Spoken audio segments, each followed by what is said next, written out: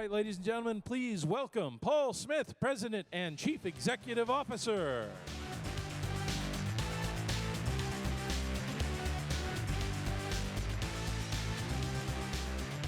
Wow. Wow, good afternoon, everybody. What fun. How great it is to be here. What a lovely room. Thank you all for attending today, and I can feel the excitement in the room for what we have in front of us going forward. I'm going to just make a few brief introductory remarks and then cut to the chase and bring our keynote speaker forward to talk to us all.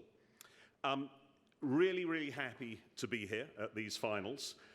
Incredibly impressed with what I've seen so far. I was lucky enough to be here for part of the day yesterday, and obviously seen a number of the teams present around the world.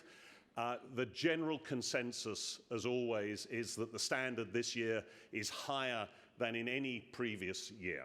So I think you are all due an enormously warm round of applause for an incredible contribution to this program. Thank you all very much.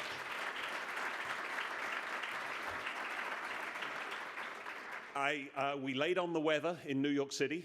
For those of you who are from here, it's not stopped raining for about 3 months. So it's wonderful that the weather's picked up, and I hope a number of you are going to be able to stay on for the weekend and enjoy this truly world-class city.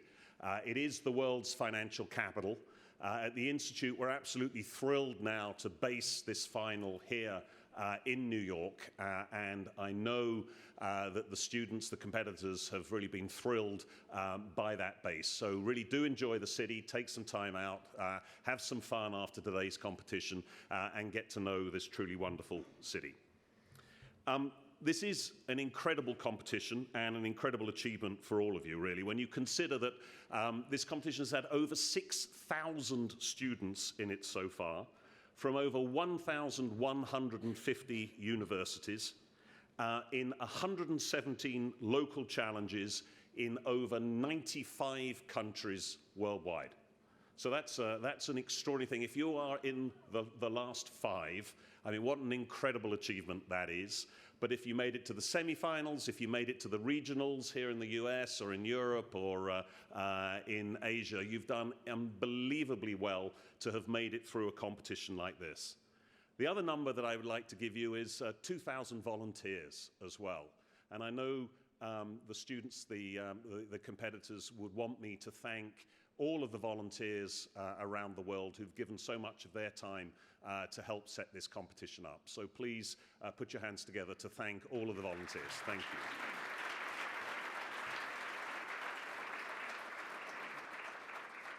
Our mission at the Institute reads as follows: to lead the investment profession globally by promoting the highest standards of ethics, education, and professional excellence for the ultimate benefit of society. So as you are all contemplating what I hope are going to be long and glorious careers in this profession, please do take that sentiment to heart, that what we do as financial professionals is for the ultimate benefit of our communities. Our job has a purpose, and that purpose is to raise living standards of everybody in our community as our priority.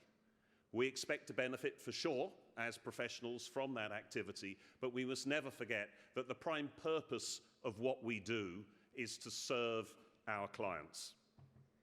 And I think it's wonderful that we have teams here in this final today from Russia, from Mexico, from the United States, from Switzerland, and from the Philippines. I mean, what a wonderful global spread that is. We are truly building bridges and bringing the world together in our community. And I think the thing that I'm most proud about when I think about my role at the Institute is just that we are a truly global organization that helps knit this world together. And I think that's really an important message nowadays when so much of the forces that we face are pulling us all apart. And I think our community, the way that we operate as financial professionals, is truly a force for good in the world that we live. I'd also like to say something on behalf of old people like me, basically. It is fabulous to be around so many youngsters. It really is good. I spend all of my life typically in rooms with 55-year-old men, And it's wonderful to be in a community where that is not the case. You give us incredible energy and real hope for the future of our profession. So thank you for that. Please remember our mission, and please remember to keep that youthful enthusiasm and energy high and that commitment to service throughout your careers.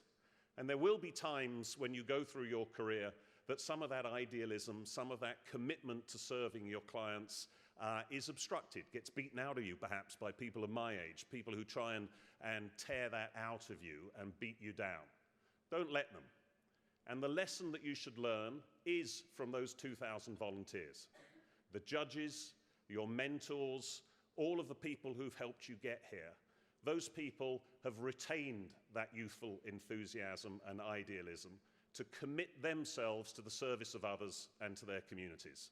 So in your darkest hours as professionals going forward, please do remember this competition, remember the volunteers that helped you, and remember that that's the spirit that you can maintain throughout your careers.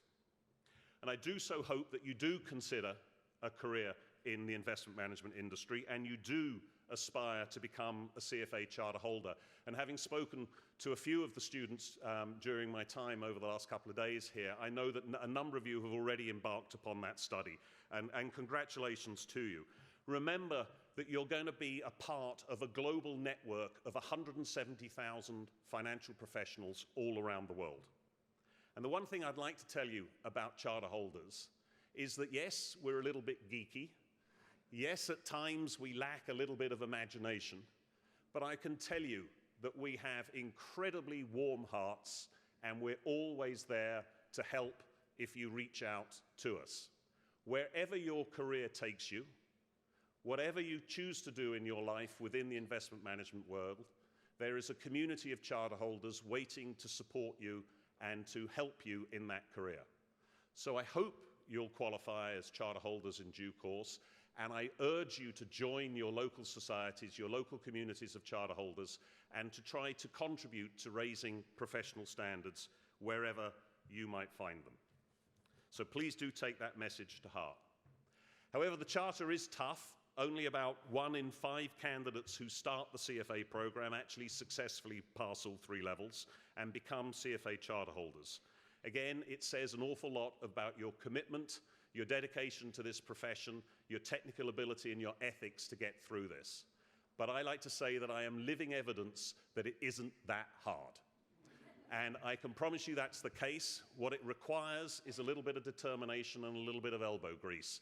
But you, all of you, have the intelligence to do this if you want it badly enough. So please do commit yourself to that. And remember that the Charter is a wonderful leveler for you wherever you happen to live. We are completely agnostic as to your gender, where you come from, your race, your religion. We don't care. You're all charter holders at the end of the day, and you're all vital members of our community. So please do think about that.